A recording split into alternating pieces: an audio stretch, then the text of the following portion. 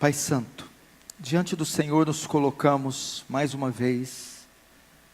Vamos a Ti em oração essa tarde, cônscios da nossa pequenez, da nossa miserabilidade e da nossa dependência do Senhor.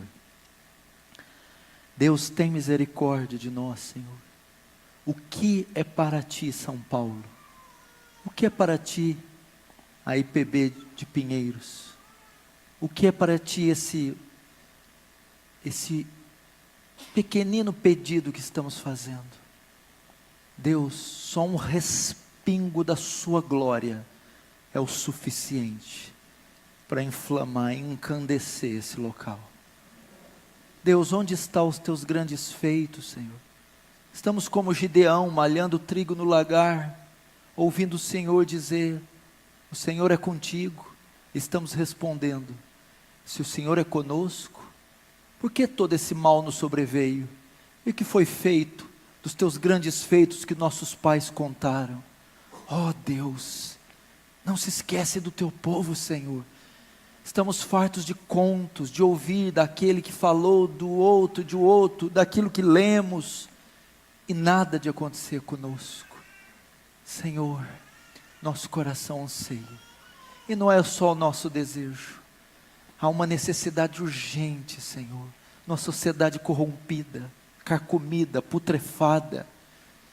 Só um avivamento, Senhor, vai sarar essa nação. Não é baseado no que eu peço, nas nossas justiças, mas nas Suas muitas misericórdias, na incondicionalidade do Seu amor, que é unilateral.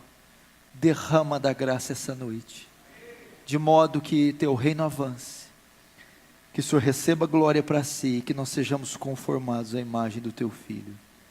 Amém. Irmãos, tem tanta coisa para falar, que eu nem sei por onde eu começo.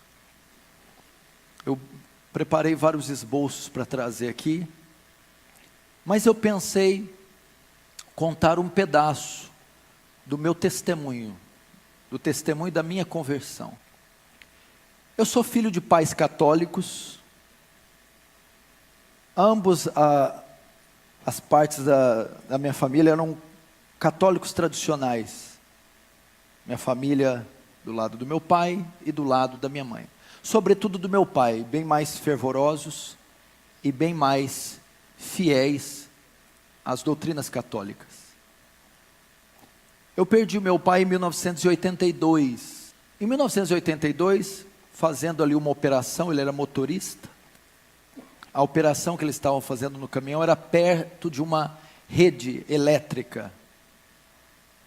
E ali o meu pai, num descuido de uma manobra de um funcionário, ele é eletrocutado, recebendo uma descarga de 39.000 volts, morrendo instantaneamente. Ele deixa uma viúva com 3 filhos, um de 1 ano, outro de 5, outro de 6. Eu era o de 5. Daí então, de 82 para frente, nós fomos criados sem pais, sobretudo nos princípios católicos, primeira comunhão, crisma, todo aquele negócio. Aos 14 anos de idade, já criado sem pai,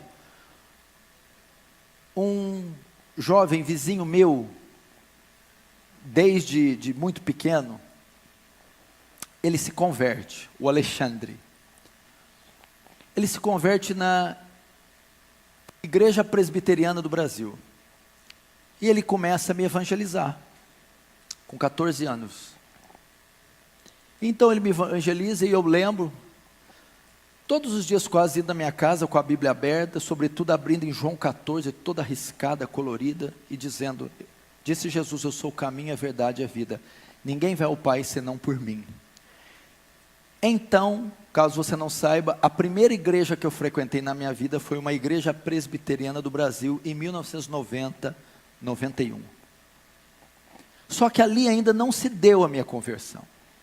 Foi lançada uma semente, eu tive o primeiro contato com o Evangelho.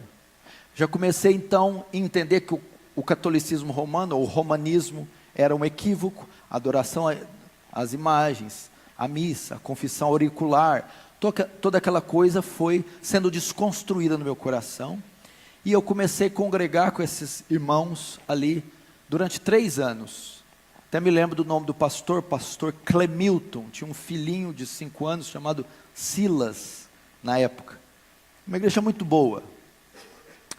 Acontece que com os 16 anos de idade, eu me desvio, eu deixo, e vou fazer como quase qualquer jovem do mundo, vou conhecer o mundo, e é então que dos 16, 23, começa a minha saga ímpia, eu começo a me perverter, começo a experimentar os horrores do mundo, primeiro com um cigarro, cerveja, bebidas mais fortes, até que eu começo a usar maconha, e muita maconha.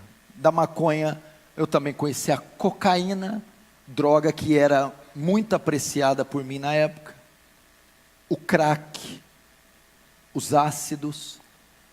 Eu me tornei um usuário, um drogado, uma pessoa bem desconstruída na sociedade, ao ponto de a minha mãe estar vendo novela na sala, e eu no quarto com 3 marginais, com uma montanha de cocaína no quarto, e nós estávamos ali cheirando, enquanto fazíamos os papelotes para depois sair para vender, ao ponto de ir até uma biqueira, e pegar uma pedra de crack desse tamanho, colocar na cintura, e sair dela até minha casa para fazer as pequenas pedras e vender, e passando por blitz policiais, correndo risco de ser preso. Experimentei isso aí, vivi essa vida devassa, dei muito desgosto para minha mãe, conheci todas as baladas, andava com as pessoas mais ricas da cidade, eu ia nas casas, nas mansões, churrascos e piscinas, e drogas, de segunda a domingo, e ia nas festas mais requintadas, sofisticadas, banhadas com álcool, drogas, ácidos, e festas que terminavam às 7 horas da manhã. Ao mesmo tempo eu conhecia também as mais pobres. Como você percebeu, eu sou um pouco carismático, eloquente, então eu conquistava muitas pessoas. Conhecia também o outro lado, as biqueiras, os traficantes, as pessoas mais sujas.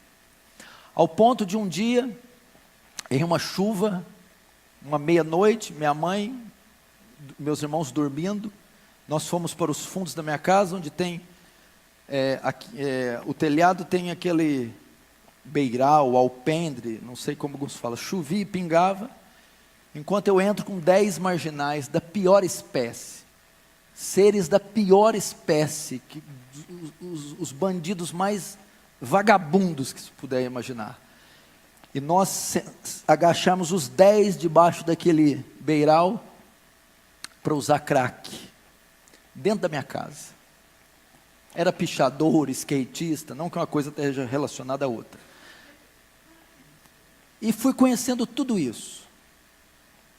Fui me tornando um animal. Abandonei os estudos, abandonei o trabalho, comecei a roubar, fui pego pela polícia, passei uma noite na cadeia, passei por essas situações. Sobretudo aquela semente do Evangelho estava dentro de mim. Eu já sabia da existência de um inferno, já sabia sobre a volta de Jesus, sabia da condição para alguém herdar a vida eterna, e sabia que se morresse naquele instante, eu iria para o inferno. Então o evangelismo, os tempos de presbiteriana, o evangelismo do Alexandre, foram suficientes para causar em mim culpa, foi suficiente para causar em mim noção da minha depravação, noção da necessidade de um Salvador, e as formas de ser salvo, não mais por obras, velas, procissões, missas, mas pela expiação feita na cruz. Sobretudo ainda não tinha dado a conversão. Então foram dos 16 aos 27 anos vivendo uma vida de crime, de uso de drogas, de pecados e urgias, e de loucuras. Eu poderia estar hoje de duas maneiras. A minha condição hoje poderia ser estar morto ou preso. E uma das vezes eu tinha uma moto XLX 350, quem é mais velho vai lembrar, e estava com uma quantidade muito grande de droga na cintura. Ia levar para um condomínio fechado alguns amigos ricos. Uma quantidade suficiente para comprometer bem a sua vida. E é que indo de moto, eu passo numa avenida e está uma blitz policial com 30 viaturas. Na época era o tático, a D20. E eu passo para aquele corredor com 30. Homens com armas de alto calibre. Quando eu passo, nenhum policial olha para mim. Nada. Naquela hora, eu comecei a ver a misericórdia de Deus na minha vida. Porque talvez tivesse me pego aquele dia, eu estaria lá talvez até hoje. E passando por tudo isso. E o que aconteceu? Em um dia, saindo para uma festa de exposição agropecuária, que é comum nessas cidades do interior, onde fazem shows e tem bebida à vontade, nós íamos para uma dessas festas, numa sexta-feira à noite. Nessa semana, um amigo meu tinha ido aos Estados Unidos fazer um high school, e aprimorar a sua condição de atleta de basquetebol. E ele estava retornando, e me ligou perguntando se eu queria que ele comprasse algo para mim. Como eu estava envolvido com o basquete, eu queria tênis na Nike, moletons, aquelas roupas todas. E ele trouxe aquela semana. E eu me vesti de todo aquele aparato gringo. E me aprontei e passei na casa de um amigo meu, o Juliano. Nós iríamos sair aquela noite e ir na festa de exposição. Então quando eu chego, ele está se trocando no quarto, eu estou na sala esperando.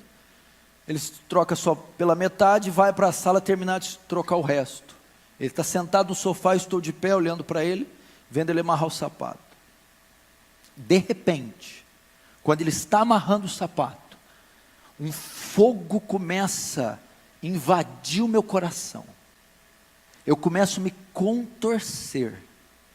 Eu começo a olhar para aquele moletom da Nike, aquele tênis, aquela calça. E eu olho para ele: Juliano, o que é isso aqui, cara? Isso aqui é tudo inútil, tudo ilusão. O que eu estou fazendo da minha vida? Eu estou perdido, Juliano. Eu vou para o inferno. Eu preciso de Deus. Eu vou voltar a buscar Deus. Ele olhou e ficou tão impactado com o tênis. Se você for, eu vou também. Falou desse jeito. Ali naquela hora, naquela sala, com 23 anos, eu senti convicção do meu pecado. Ali se deu a minha conversão, ali foi minha estrada de Damasco. Agora eu entendo perfeitamente graça irresistível. Resiste o quê? É impossível resistir. Ela me tomou naquela sala. O Senhor disse: eu vou dizer vem, e ai de você se não vir. Ali, irmão, eu tive convicção do pecado. Eu comecei a me contorcer e ver tudo ilusão, eu estou perdido. E eu comecei a repudiar aquelas coisas, aqueles valores, e ver meu estado. Foi Deus, o Espírito Santo, com a semente que Ele tinha plantado anos atrás. E aquela hora ela germinou. O que aconteceu? Mas nós ainda saímos. Estávamos tudo pronto, fomos para a festa. E aquela noite eu me lembro de não ter visto, ouvido nada. Eu fiquei como um zumbi o tempo todo. Voltei. Dormi. Sábado. O que eu fui fazer? o Alexandre, o cara que pregou para mim. Vou atrás dele. Alexandre, o que foi? Tem culto hoje? Eu quero ir no culto. Calma, o que aconteceu? Tem culto hoje, tem igreja, onde eu quero ir, vamos. O azar é que não estava na presbiteriana mais.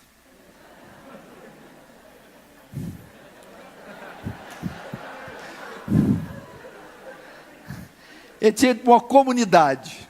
Mas novo convertido não quer saber. Falou Jesus, ele está lá. Irmãos, era um culto de sábado, muito comum, culto da mocidade. E ele diz, tem culto dos jovens, vamos. Eu fui. E faz 20 anos que eu nunca mais saí. Se deu a minha conversão. Eu comecei a ir. Nisso, e tem que ficar registrado, nesse pequeno desvio de 7 anos, o Alexandre nunca deixou de orar por mim. Nunca desistiu da minha vida. Nunca. E toda vez que ele me encontrava, eu corria dele, ele me barrava. Volta. Eu acho que ele nunca ganhou outra alma na vida, só ganhou eu. Mas veja só que obra Deus tem feito. E ele vai receber o galardão por isso. Mas eu nunca vi alguém insistir tanto com uma alma, orar tanto por uma alma, jejuar tanto, padecer tanto. Eu nunca vi como ele fez comigo. Nunca. Se ele tivesse desistido, talvez eu não estaria aqui. Então eu procurei, nós começamos a congregar, passou 2 meses, eu me batizei. Passou 2 anos, já me tornei líder de jovens, já vi que tinha o dom, o talento de me comunicar, de fazer orações e de expor a mensagem do Evangelho. Agora, o que tem a ver com o tema avivamento? O que eu quero deixar para vocês? Neste período, Deus me privou da parafernália teológica, de tantas outras coisas que a igreja brasileira ia conhecer na década de 90 ali. Kenneth Hagin, Benny Hinn, os movimentos de dente de ouro, aquelas unções, aquela coisa toda. Eu assisti uma pregação em VHS. Essa pregação era de um pastor pentecostal. Nessa pregação ele cita nomes como David Brenner, John Knox, John Wesley, Hudson Taylor, e ele disse, compre os livros desse homem. Foi então que nesse momento eu tive contato, já no meu primeiro ano, com a fé, mais a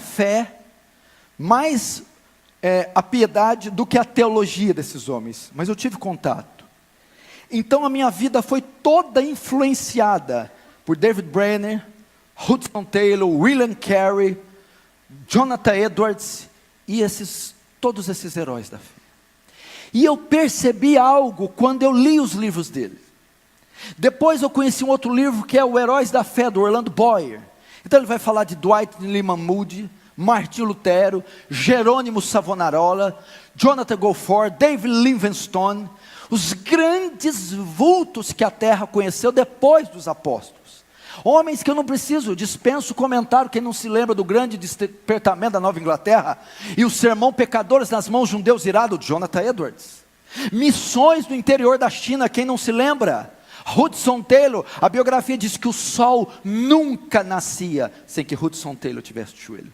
David Brenner, morreu tuberculoso com 29 anos, ele cuspia pedaços do seu próprio rim. E eu notei algo nesse primeiro ano. Eu notei que todos eles, do evangelista ao avivalista, do teólogo erudito ao missionário, todos eles tinham algo em comum. Eles eram homens de oração. Todos, sem exceção. Todos. E eu comecei então a entender que o que os pastores da igreja que eu congregava traziam, as suas mensagens, eram até que bons, mas eram muito superficiais. Passei a basear a minha doutrina, a minha fé, na doutrina, no estilo de vida destes homens. Então daí eu passei a desenvolver uma vida de oração, e Deus me concedeu graça. Você quer saber como nasceu a Igreja Aliança do Calvário? Como nasceu o Ministério Defesa do Evangelho? Como nasceu o ministério do pastor Paulo Júnior? De joelhos, de oração. Tudo que eu tenho, tudo que eu sou, é óbvio, eu não vou escorregar aqui, é pela graça de Deus e uma ação soberana, mas de joelhos, através da oração. Foi então que eu comecei a aprender a orar. E eu me lembro quando eu consegui orar a primeira vez por 1 hora, a vitória que foi. Mas Deus não ia parar por ali. Então nós começamos. Eu trabalhava como cameraman das categorias de base do time de basquete de Franca. São 8 categorias. Eles começavam a treinar 1 da tarde, e de hora em hora intercalava as categorias até o time principal às 7, 5. O que eu fazia? Então Deus começou a desenvolver algo. Eu ia até eles, como eu filmava e depois vendia as fitas. Eu ia até os treinos, subia até a arquibancada, do lado esquerdo era o banheiro feminino. O banheiro feminino é só utilizado em dias de jogos. Eu entrava naquele banheiro, dobrava os meus joelhos enquanto escutava o barulho do tênis e da bola, e das categorias dos times entrando, jogando, saindo, e eu orava. Porque eu fui influenciado por esses homens, e eu ouvi que John Knox dizia: dá-me as almas da Escócia, senão eu morro. Então lá dentro daquele banheiro eu começo a dizer: dá-me as almas do basquete, senão eu morro. E eu ficava ali 1, 2, 3 horas dentro do banheiro feminino enquanto eles oravam. E você sabe que eu transpiro muito, estava molhado. E quando eu saía de lá, o banheiro em cima, descia a arquibancada, a quadra embaixo. Eu descia e depois ia pregar para eles. Foi que então começaram a haver conversões no meio do basquete. Atletas, pessoas envolvidas. Haviam técnicos, massagistas, haviam preparadores físicos, atletas. E eu comecei a desenvolver o ministério de evangelismo através deles. E foi havendo conversões. E foi acontecendo um movimento, e a igreja, o meu ministério surgiu num pequeno despertamento entre os atletas e os jovens. E foram convertendo os jovens naquela época, e se tornando um grupo que passou a me acompanhar. E tudo em oração, e eu orando ali. E esse grupo, nós começamos a fazer vigílias de oração. E nós fazíamos vigílias de sexta-feira para o sábado, do sábado para o domingo, da meia-noite às 6 da manhã. Eram 5 jovens que faziam, fruto desse despertamento entre os atletas. Eram 4 mais eu, e nós oramos da sexta para o sábado, do sábado para o domingo, até às 6 da manhã. Fizemos isso durante anos. E hoje, são pastores da Aliança do Calvário. 90% daqueles que estavam comigo, são hoje os pastores que estão comigo. Deus me ensinou a orar. Eu passei então, a aprender o poder da oração. Ao ponto de, quando eu descia nos treinos e olhava um atleta, e eu dizia: Senhor, é este o próximo que eu vou ganhar. Então eu começava um período profundo de oração, até que ele se convertesse, e eles se convertiam. Deus foi me dá almas, eu fui aprendendo a orar e buscar, comecei a colocar uma lista de almas, colada no meu armário, com 50, 60, 70 atletas e almas e ímpios, e orava todos os dias, um por um: dá-me estas almas, e o Senhor foi me ensinando. Eu comecei então a passar noites e noites em claro, orando. Aprendi a orar 1 hora, 2 horas, 3 horas, 4 horas. Ele me concedeu graça, não foi por mim, mas eu estou dizendo que é possível coisas como essas. Deus faz isso com gente comum como eu e você. E depois eu comecei a dizer: dá-me as almas dessa cidade, senão eu morro. Não importa o que achem de mim. Talvez os teólogos não vão gostar dessa pregação. Aliás, eles não gostam de muita coisa, né? Mas foi exatamente isso que Deus fez. E eu fui vendo os frutos, e um despertamento, e outras almas foram se convertendo, e essa igreja nasceu fruto de um despertamento, e de dias, meses e anos de joelhos, e jejuns, orações, e Deus foi acrescentando, acrescentando, acrescentando, e as almas foram se convertendo. Me lembro quando eu preguei o meu primeiro sermão. Eu ouvi de Martinho Lutero, que antes da dieta de Worms, passou a madrugada inteira orando. Eu ouvi de Jonathan Edwards, que antes de pregar o sermão Pecadores nas mãos de um Deus irado, passou 3 dias sem comer, sem beber e sem dormir, orando. Eu disse: se eles fizeram, eu também vou fazer. Eu não sou um admirador de sermão. Você já viu os admiradores de sermão? Que sermão! E tem os outros colecionadores de sermão. Você vê a minha videoteca, o meu HD, eu não. Eu ouvia, queria praticar no dia seguinte. Primeiro sermão que eu prego na igreja, que não é para jovens, para toda a congregação, eu passo a madrugada orando. E oro até às 6 da manhã. Porque Deus me ensinou a ficar de joelhos. Quando eu ia convidar uma pessoa para a igreja, eu costumo dizer, durante os meus primeiros anos, Deus me usou como um ganhador de almas. Eles perguntaram para mim: qual o segredo? 70% oração, 30% pregação. Nisso consiste o meu evangelismo. 70% oração. Pra você ter uma ideia, eu convidava alguém para ir para a igreja na segunda, para ir no domingo. Eu orava 7 dias, todos os dias, para ele aceitar o convite e aparecer domingo, 7 dias intensamente. Chegava domingo, não ia. Eu orava mais 7 dias, gemendo, então ele aparecia. Eu estou dizendo para você que eu orava 14 dias, não é para ele se converter, 14 dias só para ele aceitar o convite e aparecer. Eu orei para um jovem 10 anos pela conversão, ano após ano. Quando eu pensava em desistir, 10 anos. Ele se casou com uma mulher espírita. Hoje os dois estão na igreja batizados, membros fiéis para a glória do Senhor. Poder da oração. O poder da oração. Eu vi, irmão. Eu me lembro, irmãos, fazer isso, ia dentro do banheiro, fazer jejuns, noites em claro, por essas almas. Isso eu já estava ministrando a palavra. E eu me lembro de um testemunho de Dwight Lima Moody. Moody, quando pregava, se sentia seco, vazio, ele ia para o bosque. Ele ficava 1, 2, 3, 4 dias dizendo: enche-me do Espírito, enche do Espírito, enche. Então ele ia e voltava, pregava e a alma se convertia. Quantas vezes, meu irmão, quantas vezes sabia que ia pregar, preparava um sermão, e não estava preocupado só com a interpretação, com a exegese, com a hermenêutica, mas ia também para o bosque, 1, 2, 3, 4, me enche Deus, me enche do Espírito, e Deus me enchia.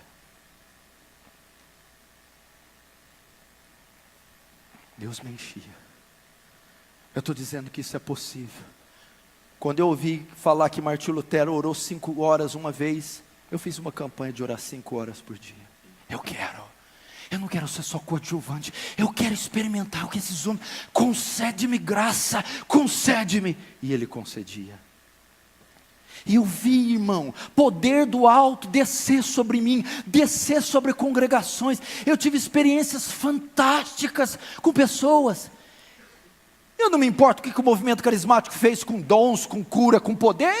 Eles não são donos disso. Nós não podemos deixar eles roubar de nós as promessas, o Espírito Santo, o poder, os dons. Espera lá.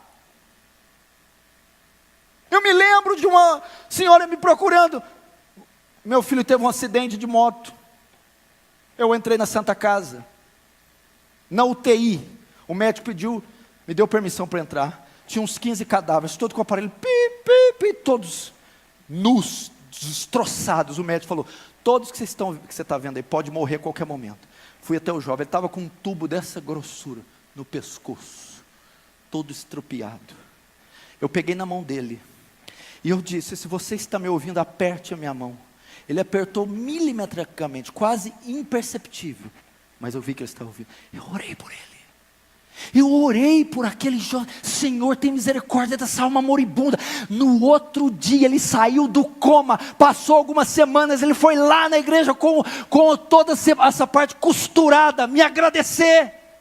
Porque Deus faz tais coisas. Avivamento é isso, é poder, é milagre, é incontrolável, é inesperado, é algo soberano, e Deus despeja o seu poder. Mas muitas vezes o faz através dos joelhos. E Ele me concedeu essas coisas.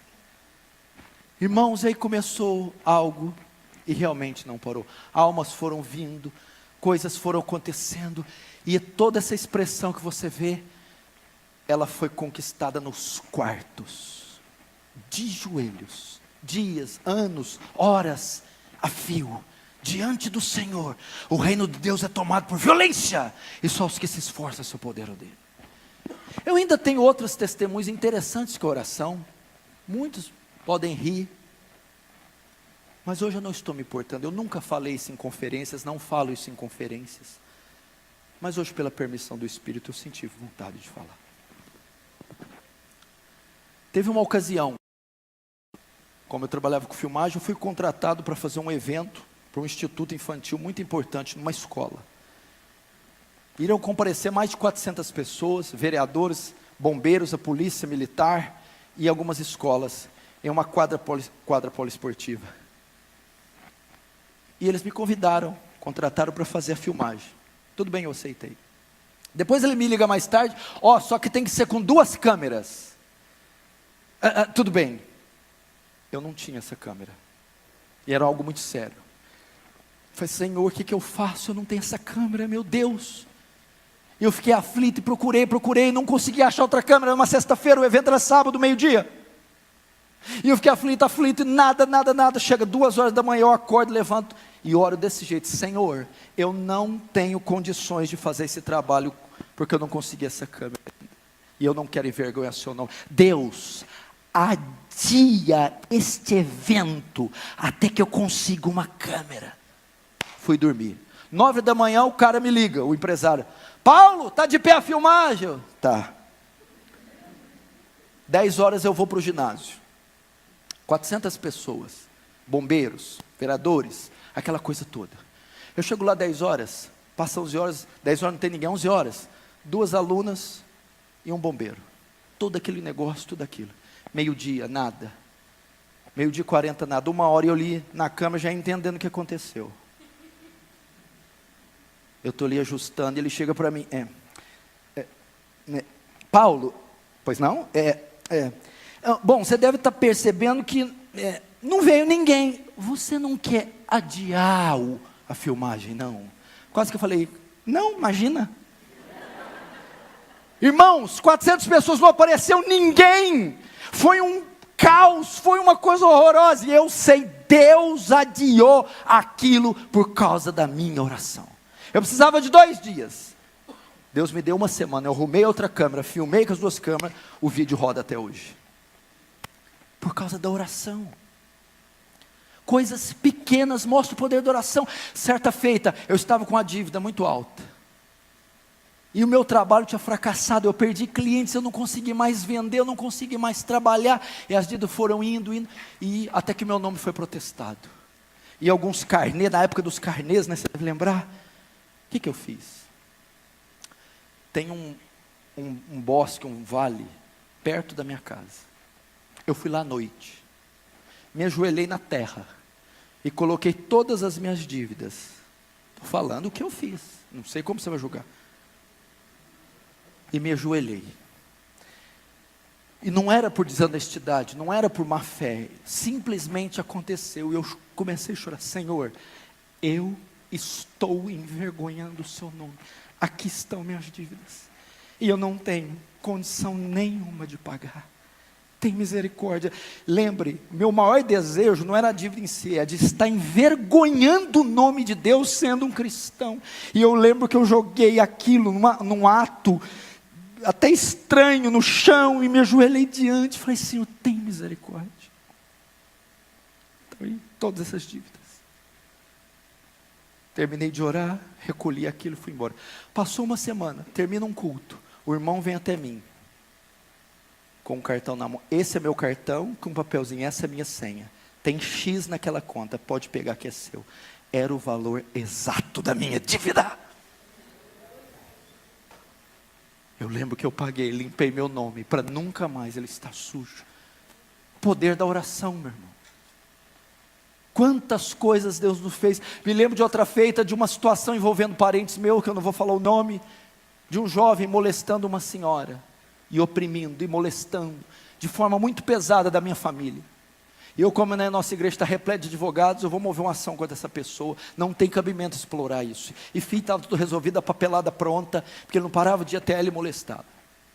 Chegou meia-noite, eu dormindo, meu coração pesou. E algo me dizia, se você fizer isso, ele nunca mais vai olhar na tua cara, você perde um parente para o resto da vida. Eu falei, meu Deus, é verdade. E o que se faz nessa hora? Ora, Senhor, que eu não preciso usar esse recurso para acontecer essa tragédia, Senhor. Deus, resolve isso, afasta esse jovem dessa mulher. Nunca mais foi atrás dela. Sumiu. Eu não precisei usar esses recursos. Eu estou mostrando para você o poder da oração. Muito vale a súplica de um justo por sua eficácia. Coisas que você pode até rir, por exemplo, essa outra. Irmãos, eu estou dizendo que eu sempre usei a oração. Eu lembro quando eu fui trocar o meu carro, um carro 94 para um 2000. Pensa bem, não era lá essas coisas. Eu orei 3 meses para não cometer, porque pobre, você já viu, errou, acabou. Mas eu coloquei diante de Deus 3 meses. Não deixa eu fazer a escolha errada, eu ser lesado, passado para trás. E orei. Mas eu estou dizendo que nessas coisas simples, eu coloquei diante de Deus. Não me deixe errar. Para que isso, uma coisa simples, imagina uma coisa grandiosa. Foram as experiências que Deus me deu. Entupiu a casa da minha mãe, os canos. Uma casa que eu pedi para ela, nós éramos muito pobres. Deus concedeu um sobrado, uma coisa bonita, entope um cano, eu chamo um desentupidor. Chega, imagina um troglodita, cheio de marreta, de martelo, e ele olha tudo sobrado e vê o cano, e fala assim, ó, querido, ó, vai ter que arrebentar tudo isso aqui, subir aqui pela escada, eu vou arrebentar a sua casa. Imagina um cara com barba cerrada, devia pesar uns 120 quilos, ele ia quebrar a casa. E eu vou começar a quebrar. Porque eu sei que o cano vai daqui, passava por um carpete, passava por azulejo, por piso, subia a parede, fazia tudo. E eu, calma, aí ele, não, preciso quebrar, vou começar a arrebentar aqui, tá. Aí ele lá, posso começar a quebrar? Eu, espera aí. Isso estava na cozinha. Eu fui para a sala, dobrei meus joelhos. Senhor, essa foi a casa que o Senhor deu para minha mãe. Não deixa esse homem destruir ela não. Eu estou te dizendo, Senhor, faz esse homem achar o lugar certo. Voltei, isso foi uns 2 minutos de oração. Tudo bem, meu senhor, pode começar a quebrar. Do lado da cozinha, onde estava entupido, tem a garagem que fica de fora. Ele olhou bem, eu estou achando que eu vou começar a quebrar aqui fora. Ele quebra um piso, nada. Quebra o segundo. Vê uma marca branca, é o cano. Pega uma picareta e faz assim, ó. Quando ele faz, é aqui que está entupido, não vai precisar quebrar nada. Eu estou te dizendo, meu irmão, para mostrar para você que a súplica por coisas pequenas, pode ser até paupérrimas para você. Eu estou te mostrando que um homem que prega no Brasil e no mundo todo, tem testemunhos simples, até cômicos, de oração. O que Deus pode fazer. Pastor, o senhor não está excluindo a soberania e a graça de Deus? Meu irmão, sabe como alguém demonstra a soberania de Deus? Quando ele ora. Porque quando ele ora, ele mostra que ele não consegue fazer nada. Que ele não dá um passo à frente. que tudo depende de Deus. É pela graça, é pela misericórdia, é pelo poder de Deus. E foi por essa razão que eu orei todos esses anos. E eu quero dizer que a minha vida, o Ministério da Defesa do Evangelho, a Aliança do Calvário, foi obra de um pequeno avivamento, um avivamento local, e fruto de jovens, homens, que dobraram seus joelhos e creram no poder da oração, no poder, no que a oração é capaz. E eu quero dizer a você, não sei de onde você é, qual cidade, mas você pode fazer o mesmo e dizer: dá-me as almas de São Paulo, senão eu morro. Dá-me as almas do Rio de Janeiro, senão eu morro. Dá-me as almas de Brasília, senão eu morro. Dá os meus filhos, senão eu morro. Meu marido, senão eu morro. Meu irmão, a rainha da Inglaterra dizia: eu não temo os exércitos escoceses, eu temo as orações de John Knox. Se você souber o poder que a oração, é isso que o pastor coreano está aqui ensinando. O poder que a oração tem. Ore, aprenda a orar até que fogo do céu desça, até que Deus nos avive, até que Deus levante esses ossos secos e o torne um poderoso exército. Eu sei, nós já temos grandes expoentes da fé reformada, grandes seminários, grandes títulos publicados. Eu sei, isso é excelente, mas você já está farto disso. Você precisa ouvir o outro lado também. Precisa ouvir que John Knox, uma grande mente, ficava de joelho, que Jonathan Edwards gastava 13 horas por dia com as escrituras em oração em cima do seu cavalo. Como o Dr. Lloyd Jones dizia: lógica em chamas, ortodoxia e piedade, teologia e paixão, conhecimento e fogo. Aprenda a orar. A oração não conhece fronteiras, não conhece barreiras, não conhece sexo, extrato social. Qualquer um pode executar. É tão simples e tão fácil que uma criança pode fazer. O que você no seu quarto é capaz de fazer? Você muda contextos, reis, você muda leis, estações ali de joelhos. Aonde o seu braço não chega, a oração chega, meu irmão. A força que você não tem, ela dá. Ela levanta, ergue, santifica. Ela dá conhecimento, graça. Aprenda este ofício majestoso. E com esse simples, humildes, cômicos testemunhos. Aprenda a orar. Vamos ficar de pé.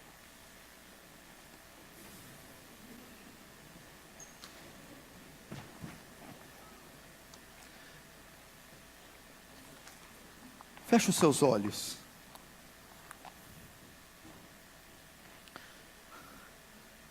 Senhor Deus, ensina-nos a orar, Senhor. Os discípulos do Senhor chegaram até o Senhor e disseram: Mestre, ensina-nos a orar. Irmão, avivamento tem muito a ver com oração. Senhor, faça como David Wilkerson. Diga assim: Senhor, quebra as minhas rótulas se necessário, mas me mantém de joelhos. Você que é mãe, peça para Deus: me faz uma mãe intercessora, uma esposa intercessora. Você que é pai, oficiais, pastores, presbíteros, para suas congregações.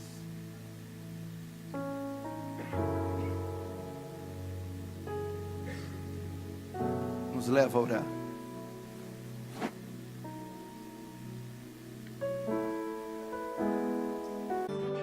Antes de você fechar o vídeo, eu tenho um recado muito importante para você. Talvez você assista os vídeos do canal há muitos anos e ainda não é inscrito. Então, eu te convido agora mesmo a se inscrever. Basta você clicar no botão vermelho aqui embaixo do vídeo e inscreva-se. E para você receber novas notificações de novos vídeos do canal, acione o sininho que está à direita deste botão. E se você gostou desse vídeo, clique em gostei e ajude o canal Defesa do Evangelho a alcançar mais pessoas, para que possam ouvir o verdadeiro Evangelho. Deus abençoe você e um forte abraço.